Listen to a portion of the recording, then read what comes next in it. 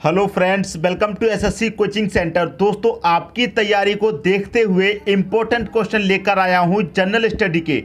आप जीके की तैयारी कर रहे हैं, जीएस की तैयारी कर रहे हैं, आप ग्रुप डी की तैयारी कर रहे हैं, एसएससी की तैयारी कर रहे हैं, बिल्कुल नए प्रश्न हैं दोस्तों। अभी तक एग्जाम में नहीं पूछे गए हैं, लेकिन आगे पूछे जाएंगे क्योंकि बिल्कुल लेटेस्ट क्वेश्चन बने हैं, इंपॉर्टेंट क्वेश्चन है।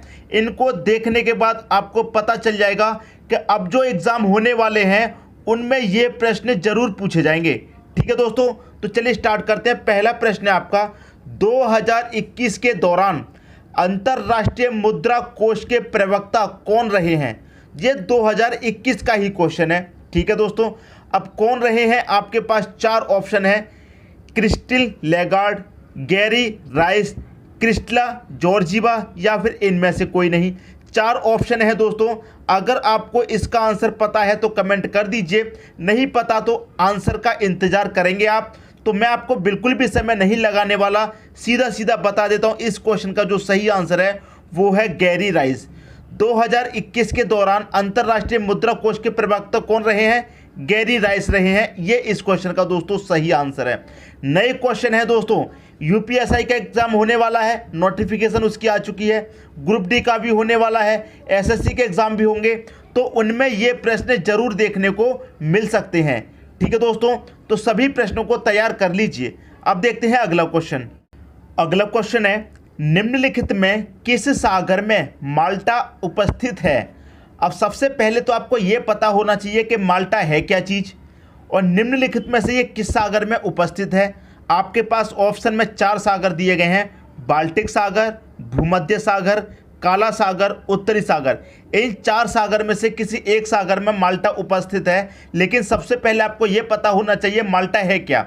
दोस्तों, माल्टा एक देश है। मैं आपको बता दूं, माल्टा एक देश है और ये कहां पर किस सागर में उपस्थित है, तो इसका जो सही आंसर वो हो जाएगा, ये भूमध्य सागर में उपस्थित है माल्टा देश।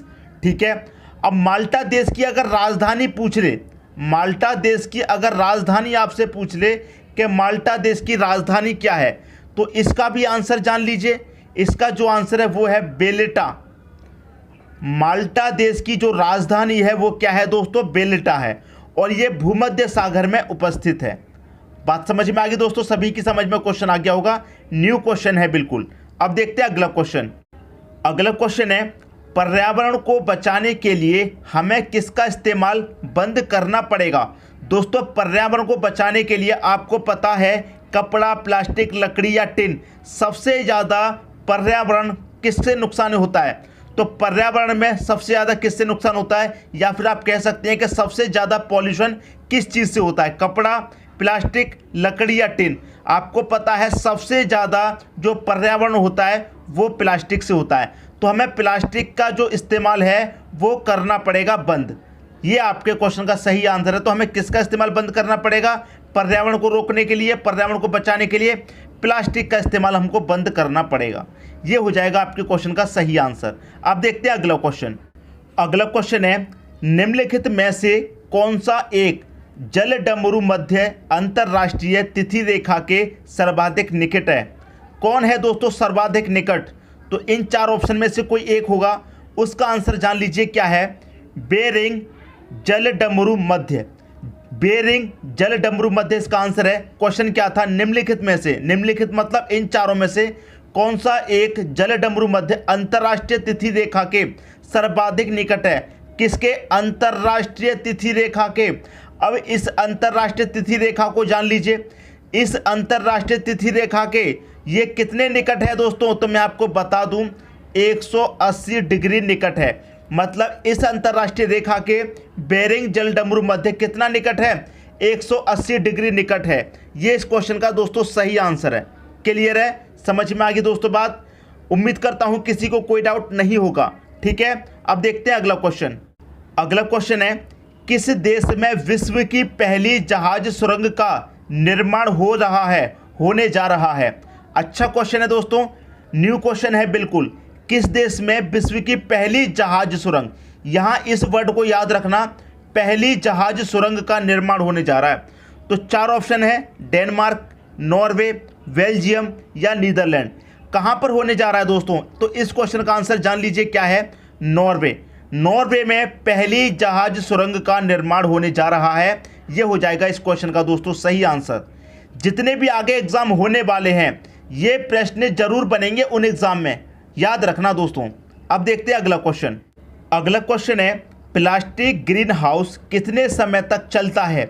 4 साल चलता है, 3 साल, 5 साल या फिर 2 साल? देखिए स्टूडेंट इस क्वेश्चन में सबसे ज़्यादा गलती क्या करता है, वो कह देता है कि 3 साल चलता है, जबकि 3 साल गलत है।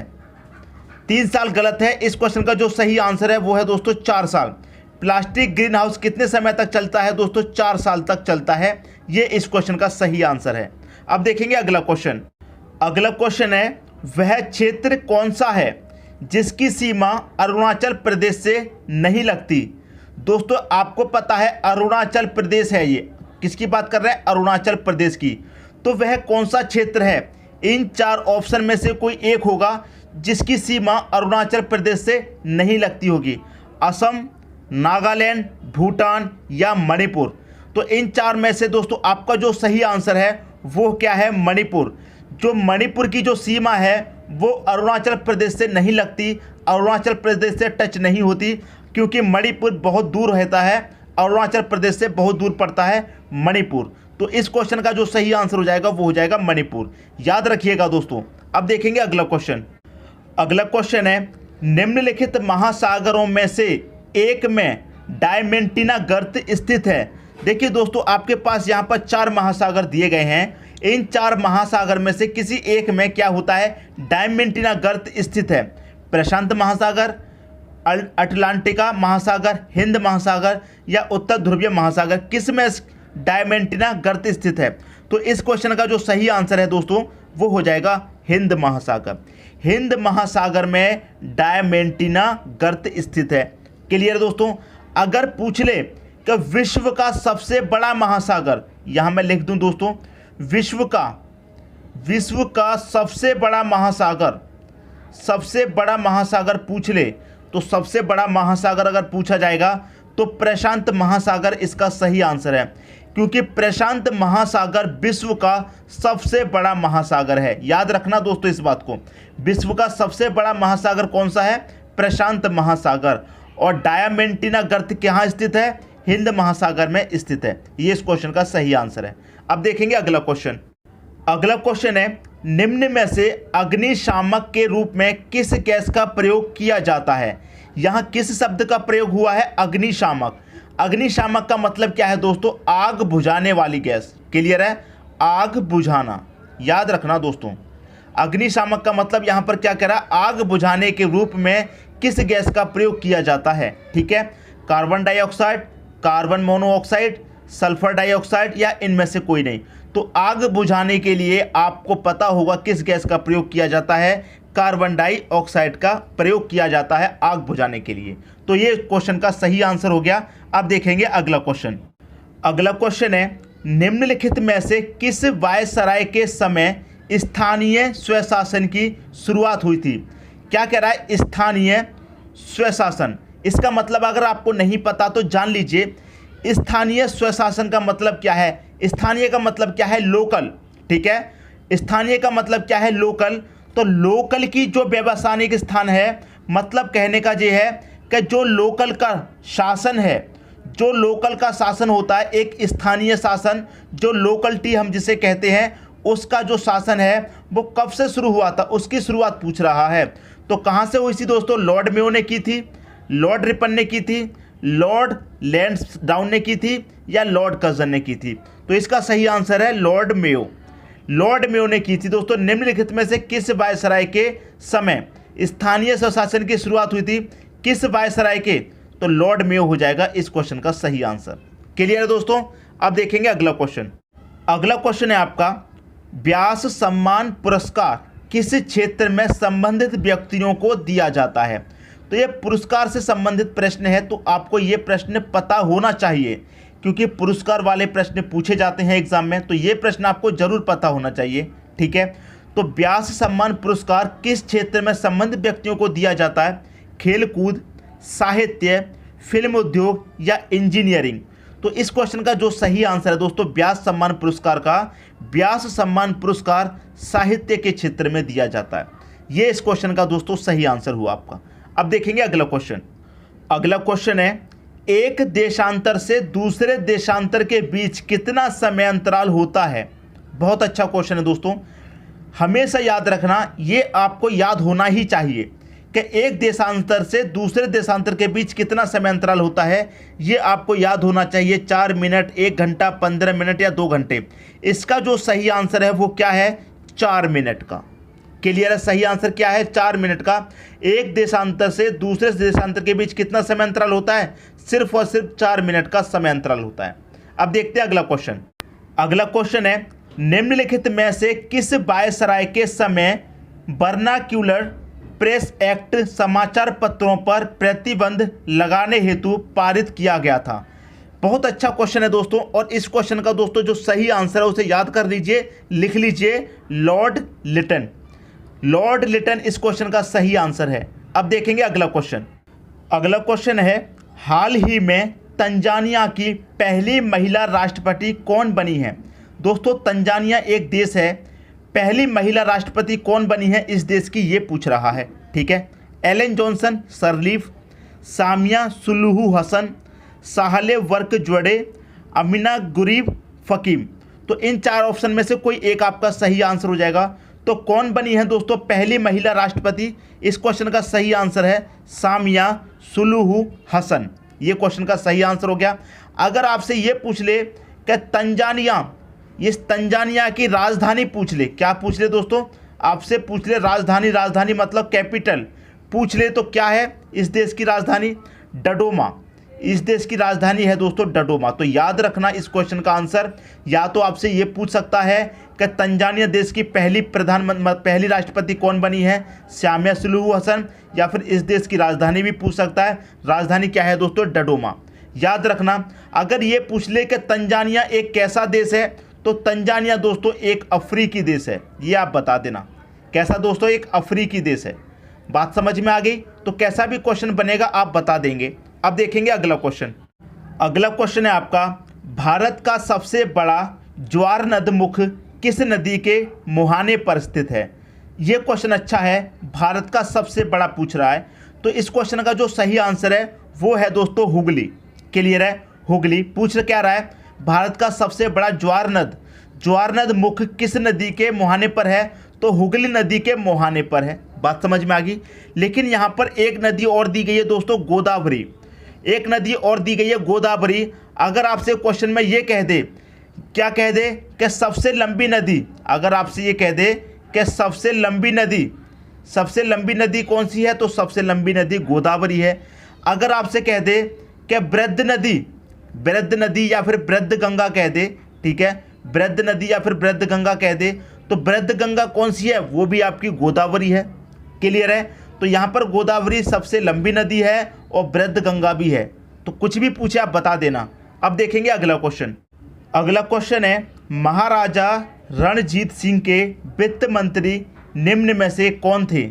4 ऑप्शन है, फकीर अजीजुद्दीन, दीनानाथ चतर सिंह या कर्पूर सिंह। देखिए इस क्वेश्चन का आंसर कुछ लोग क्या कर देते हैं, कर्पूर सिंह कर देते हैं, जबकि ये गलत है। जो सही आंसर है उसे नोट कर लीजिए अपनी कॉपी में, दीनानाथ। महाराजा रणजीत सिंह के जो वित्त मंत्री थे वो कौन थे, दीनानाथ थे। ये इस क्वेश्चन का सही आंसर हुआ। अब देखेंगे अगला क्वेश्चन। अगला क्वेश्चन है, गांधी शांति पुरस्कार 2020 से सम्मानित बंग बंधु शेख मुजीबुर रहमान किस देश से हैं। देखिए दोस्तों, गांधी शांति पुरस्कार से सम्मानित किया गया है किसको, मुजीबुर रहमान को। ये किस देश से हैं ये पता करना है। तो 4 ऑप्शन में है, पाकिस्तान, बांग्लादेश, अफगानिस्तान या फिर सऊदी अरब। तो इसका जो सही आंसर है वो है बांग्लादेश। ये किस देश के हैं, बांग्लादेश के हैं। और मैं आपको बता दूं, अगर बांग्लादेश की राजधानी आपको नहीं पता है तो याद रखना, बांग्लादेश की जो राजधानी है वो है ढाका है। अगर करेंसी की बात करें कि बांग्लादेश की करेंसी क्या है, तो टका। इसका क्या आंसर हो जाएगा दोस्तों, टका। बांग्लादेश की जो करेंसी है वो है टका। तो इन चीज़ों को आप याद रखना। अब देखेंगे अगला क्वेश्चन। अगला क्वेश्चन है, निम्नलिखित में से कौन सी नदी दक्षिण उत्तर की ओर प्रवाहित होती है। इन 4 नदी में से कोई एक नदी ऐसी है जो दक्षिण से उत्तर की ओर प्रवाहित होती है, तो वो कौन सी नदी है दोस्तों? उस क्वेश्चन का सही आंसर है बेतवा।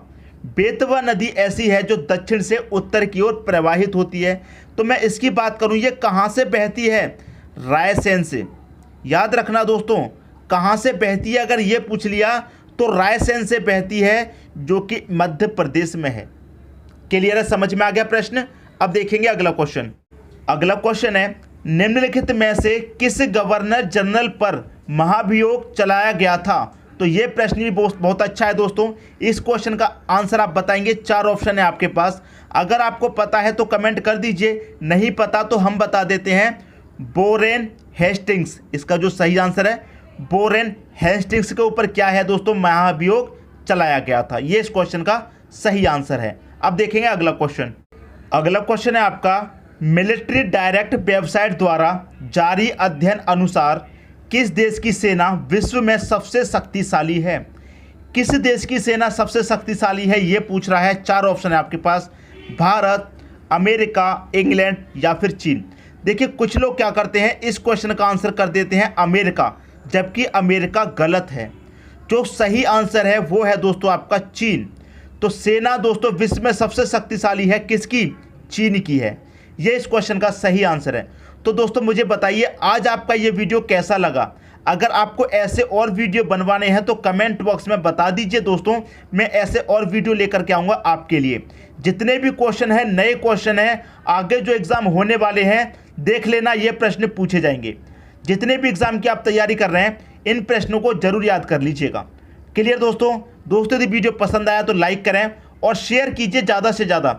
जितने भी आपके ग्रुप हैं या आपके परिवार में कोई भी तैयारी कर रहा, सभी के पास वीडियो को दोस्तों शेयर कर दीजिए। ठीक है दोस्तों, धन्यवाद।